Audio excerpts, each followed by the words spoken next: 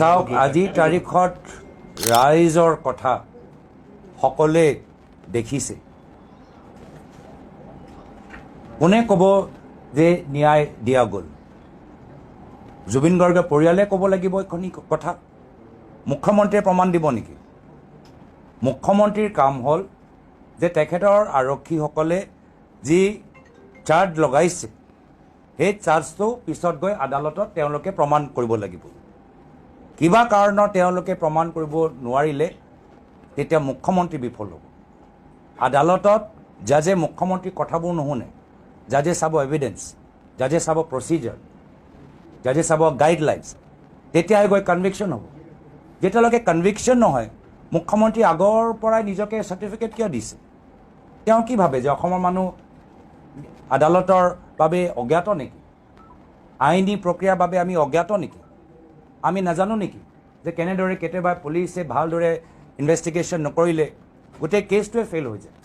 তো মুখ্যমন্ত্ৰীৰ কামটো হ'ল নিজকে চাৰ্টিফিকেট দিয়া আগতে বাৰম্বাৰ আজি তেওঁলোকে মিডিয়াত আহি আবুল তাবুল কথা কোৱাতকৈ অসম আৰক্ষীক সম্পূৰ্ণভাৱে সহায় কৰক, যাৰ ফলত তেওঁলোকে এটা ফুল প্ৰুফ ৱাটাৰ টাইট কেছ বনাব পাৰে আৰু কোৰ্টৰ ভিতৰত সেই অভিযুক্তসকলক কনভিকশ্যন হ'ব।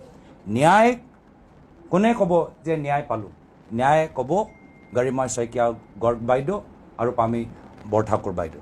যেতিয়ালৈকে জুবিন গাৰ্গৰ পৰিয়ালৰ পৰা আমি প্ৰমাণ নাপাওঁ যে তেওঁলোকে ন্যায় পালে, তেতিয়ালৈকে মুখ্যমন্ত্ৰীয়ে এইখিনি কথা কোৱাটো ইম্বিচিয়ৰ হৈছে, চাইল্ডিছ হৈছে আৰু তেওঁৰ মনৰ ভিতৰত কিবা বেলেগ এটা চিন্তা তেওঁ কৰি আছে, তাৰে আমি উমান পাইছোঁ। আমাৰ দাবী স্পষ্ট, আমি ন্যায় বিচাৰিছোঁ। আমি জুবিন গাৰ্গৰ আদৰ্শ জীয়াই ৰাখিবলৈ বিচাৰিছোঁ। আমাৰ ৰাইজ আজি হতাশ হৈ আছে। আমি তেখেতৰ ঘাবৰ ওপৰত মৰহম লগাবলৈ বিচাৰিছোঁ। তেখেতক আমি একত্ৰিত কৰিবলৈ বিচাৰিছোঁ। তেওঁ মনবোৰ ভাঙি যে নাযায় তাৰ বাবে আমি প্ৰচেষ্টা চলাই আছোঁ। জুবিন গাৰ্গৰ গীত নৱপ্ৰজন্মৰ মাজত আকৌ প্ৰচলিত হওক আৰু বহুত কেইজন জ্যেষ্ঠ ব্যক্তিসকল আজি জুবিন গাৰ্গৰ গীত শুনি আজি তেওঁৰ আদৰ্শবোৰ আৰু ভালদৰেহে বুজি পাইছে। তেওঁৰ জুবিন দাৰ ফিলচফি আৰু ভালদৰে বুজি পাইছে। আৰু আমাৰ ফালৰ পৰা এটাহে আহ্বান কি যেতিয়া এই ৰৈ ৰৈ বিনালৈ চিনেমাটো ৰিলিজ হ'ব, আহক জুবিন দাৰ যি এটা সপোন আছিলে যে অসম চিনেমা জগতটো এটা শক্তিশালী স্থানলৈ লৈ যোৱা, আহক আমি মিলিজুলি জুবিন দাৰ অসমৰ চলচ্চিত্ৰ জগতলৈ যে সপোন আমি এই চিনেমাৰ যোগেদি বাস্তৱ কৰিম। সকলোৱে এইখিনি কথা জানে বুজে যে য'ত ঘটনা হ'ল, যি হোটেলত থাকিলে, যি ইয়টত গ'ল, যি হস্পিটেলত ট্ৰিটমেণ্ট হ'ল, তাতহে গোটেইখিনি তথ্যবোৰ আছে। কিন্তু সেই তথ্য যোগাৰ কৰাৰ আগত আমি মুখ্যমন্ত্ৰীৰ মুখনৰ পৰা যি আবুল তাবুল কথাবোৰ শুনি আছোঁ, মৰ্যাদাহীন কথাবোৰ যে শুনি আছোঁ, এজন মুখ্যমন্ত্ৰীক ক'বলৈ নাপায়। মই মাত্ৰ ইমানহে ক'বলৈ বিচাৰোঁ। ধন্যবাদ, থেংক ইউ।